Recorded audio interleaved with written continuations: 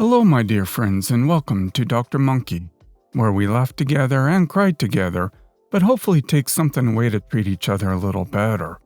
Here's some interesting stories. One about OP's entitled sister, who wants OP to house her kid for free during uni. Please subscribe if you haven't, and I hope you'll enjoy it. Story 1. My niece had to move back in with her mother after the lockdown started. She lost her job and all her classes were online. Her lease was month to month, so she didn't have to worry about breaking her lease. Recently, the schools have reopened and she's started attending classes again. Problem is, her apartment, which was walking distance from a university, is now rented. Parking in the area is terrible, and it's an hour one way from her mother's house on public transit. I will say now that my niece is also incredibly spoiled, and has taken classes for a degree with no practical benefits. By this, I mean that it will in no way help her with the career path, nor are they necessary courses for further education. I got a call from my sister asking if my niece could live with me, because I live alone in a 2-bedroom house, and I'm a 15-minute bus trip away from her uni. I said no, for several reasons. 1. I work nights and need to sleep during the day. My niece is a very loud young woman and doesn't understand the concept of an indoor voice. Last time she stayed in the same home as me, I was sleep deprived because of her practically yelling on the phone, and it affected how I did my job, resulting in a write-up. 2. My niece is also a very messy person. I helped with the move-out, and the memory makes me shudder. Some of the unwashed dishes in the sink were tossed because they were beyond cleaning. She tried to sit on random crap and text her friends and scroll TikTok. I took her phone away and locked it in the glove box of the U-Haul we'd rented to get her off her rear and get moving. My sister still calls me an idiot for doing that. 3. While I may have a 2-bedroom home, the second room is my office, workroom. I've been in the process of making wire-wrap necklaces to sell online for extra income, and I need the area as a workspace. It's also my library, for lack of a better word. I keep my collection of novels on bookshelves in there, and a comfy old recliner for reading in. 4. My niece is allergic to cats, and I have 3. My sister seems to think I can keep them either in my bedroom or locked up in the basement for school year. Screw that. 5. And this is a big one. My old sister is under the belief that my niece wouldn't have to help out with household expenses, or be expected to cook for herself. She also thinks that my niece shouldn't have to get a job while in school so she can focus on her studies. They tried to pull the "we are family and should help each other out" card, but that didn't count for crap when my step-siblings nearly made me homeless after my stepdad died and gave me 30 days to find a new place for me and my dog. And dog-friendly buildings where I live are hard to find. The only way I would agree for my niece to live with me is that she would give me $250 a month to help cover utilities and part of the internet. I figured that's a steal considering a cheap place around his school is more than double or even triple that, plus utilities, and she could use the garage for her car for free. I would also expect her to buy her own food and clean up after herself, like doing her own laundry, keeping her room clean, and putting her dishes at least in the sink if not the dishwasher. Would not expect her to cut the grass or shovel snow. The thought of even asking her to do this already gives me a headache. Now I'm getting texts from both sisters telling me that I'm a horrible person and should open my home to this. That it's unreasonable to expect a 19-year-old to spend 2 hours on the bus every day, and yada yada yada. Part of me feels guilty, because I could move my office and workspace down into the basement. It can't be a living space due to the lack of windows, but I can't afford the expense of a second person in my home without them chipping in for the bills. Nor will I lock my cats away in their home. Don't do it. Not even if they give you $250 a month. All of the other bullcrap you listed means it's not nearly enough. No amount of money is. Unless it was enough for you to live somewhere else and make a profit on the deal. If that offer is out there, withdraw it immediately, and tell them the discussion is closed. Let them think whatever they want and call you whatever they want. This isn't your problem to solve. She can find another apartment near her school. Story 2.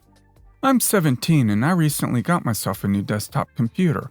It's not anything crazy compared to modern standards, but it gets the job done. It's not like I could afford anything really good on a minimum wage paycheck either. I have never had a desktop computer in my life, as our family was always too poor to buy one, so all we had were laptops. Mostly the hand-me-downs from my mom's workplace, and therefore she had all administration on the laptop.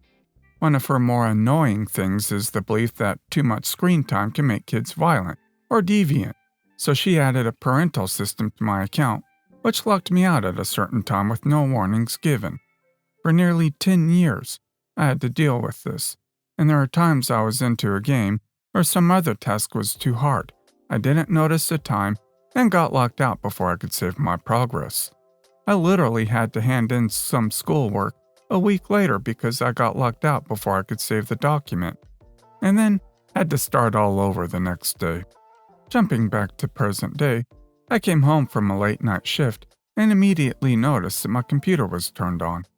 At first I thought I'd just forgotten to turn it off or something, but distinctly remember shutting it off before leaving for work.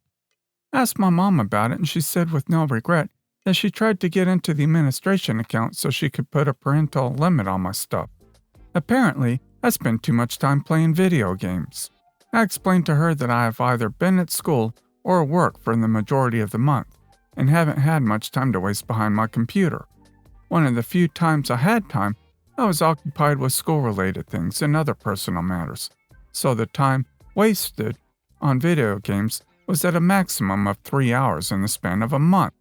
I then pointed out that she spends her free time doing online window shopping on our laptop, so she really shouldn't critique or punish me for working my rear off and then rewarding myself with something I love.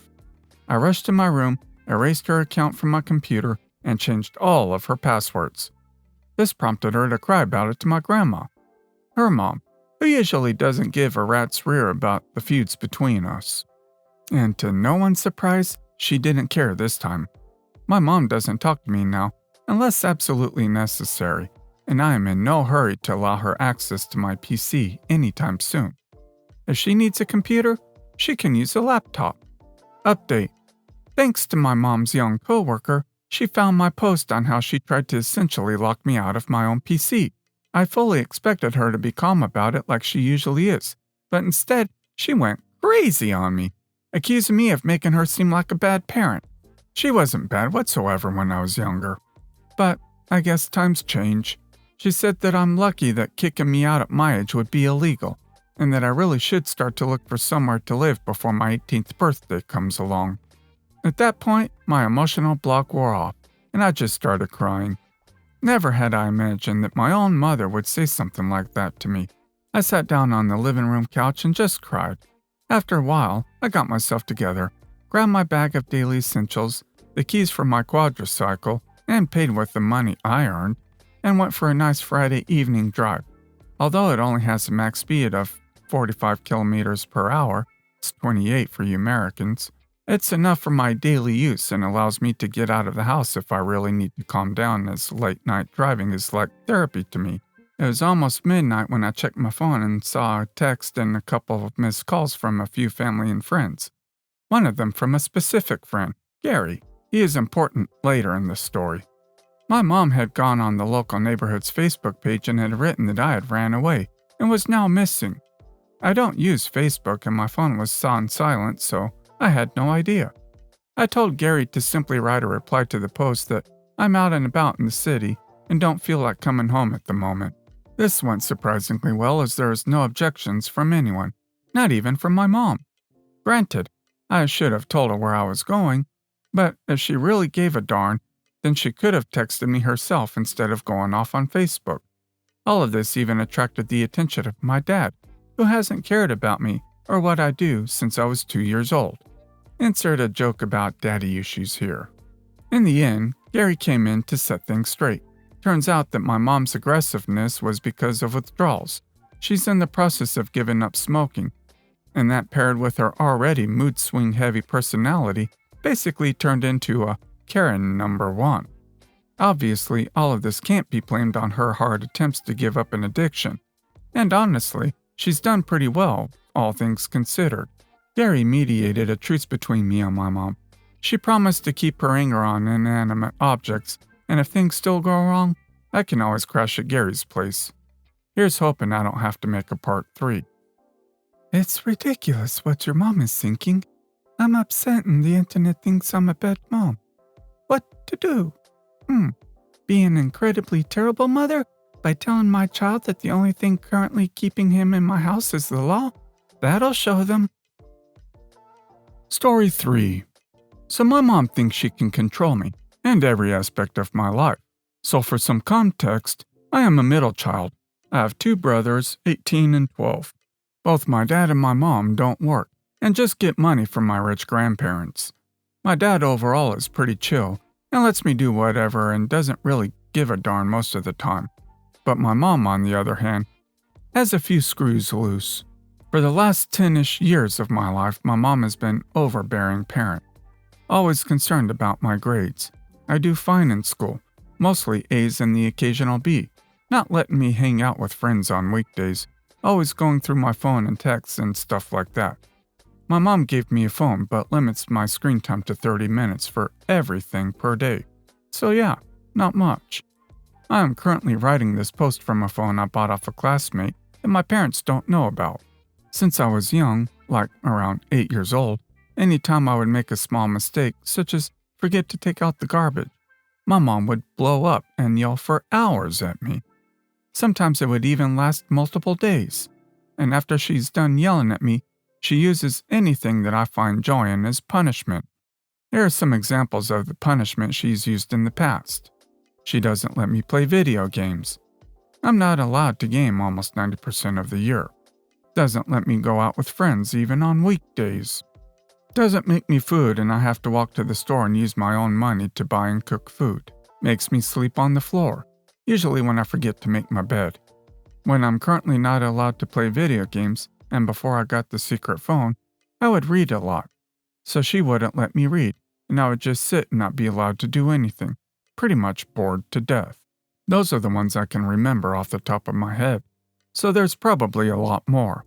My older brother made a mistake of telling my mom that he has a girlfriend when he was 15, because since then, she goes through his text messages every day and also doesn't let him see her as part of his punishment. So when I started dating this girl around a year ago, I didn't make the same mistake as my brother. For me to hang out with my friends or girlfriend on weekdays, I told my mom I'd join the club. She thinks I'm in like 3 different clubs. I just show up to the clubs and I'm kind of friends with the club presidents. I show up for the club photo day and that's pretty much it, and get on the email list to prove to my mom I am in the club. My girlfriend's parents know about my situation and are very supportive. A couple of times my mom has kicked me out, my girlfriend's family always takes me in and makes me feel welcome.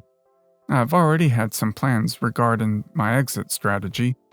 I already have a bank account that my mom doesn't know about because my current one she has access to. I have also talked to my grandparents and they said they will pay for my university and all expenses while I'm a student. The moment I turn 18, my girlfriend's parents said I can stay with them for a couple of months between my birthday and the start of the university or college. Any suggestions on what I should do in preparation for leaving? Ask your grandparents to help get your birth certificate. If they would be willing, they could tell your parents to hand it over, or they will cut them off. You can apply for one, it's just a pain. Also, document anything that happens, in cases your mom needs to have a restricted order created. Story 4. Weeks prior, we were invited to hang out with my in-laws for a New Year's party. They are smokers and smoke heavily. They've known I don't like cigarette smoke in front of me for years. For Thanksgiving and Christmas, they would go to a separate room and smoke away from us. I could still smell cigarettes all over the house. I started driving separately when I go to my in-laws because I prefer to leave earlier because the smoke gives me a headache within a few hours. They used to smoke in the basement, but now someone lives down there. So they moved to a room upstairs where we hang out and smoke. Yesterday, for New Year's Eve, they didn't have anywhere to put the kids to hang out and play, so they used their smoke room for the kids. So now, instead of smoking outside or somewhere else, they just literally smoke in front of us in the living room. My wife's whole family did. My wife and I are the only ones that don't smoke. So my in-laws were smoking, my brother-in-law was smoking, my wife's uncle was smoking. It was literally one after another chain smoking. It was horrible, and I felt uncomfortable with my 1-year-old being around. I don't understand. There's literally kids running around, and they're smoking in front of them. My sister-in-law is pregnant, and she doesn't give a darn. I didn't last half an hour. I didn't even say anything. I just grabbed my 1-year-old and left my wife there. My wife doesn't get bothered by the smoke at all, but it definitely ticks me off that they are smoking in front of my kid and my wife like that. I didn't get to celebrate the New Year's with my wife. I just ended up going home. I've given up, and I probably won't be going back to their house for a very long time. That's absolutely disgusting, especially in front of the kids. You can't control what they do in their own home, but you can control it if you or your child are put in that environment. No reason to expose your 1-year-old to all that smoke. Well guys, that's all for today. If you liked this video, please consider subscribing. And if you missed the last episode on the channel, I'm gonna link it right here. The story's about OP's mother, who said she was glad OP lost her child. Check this out if you haven't, and I'll see you next time on Dr. Monkey.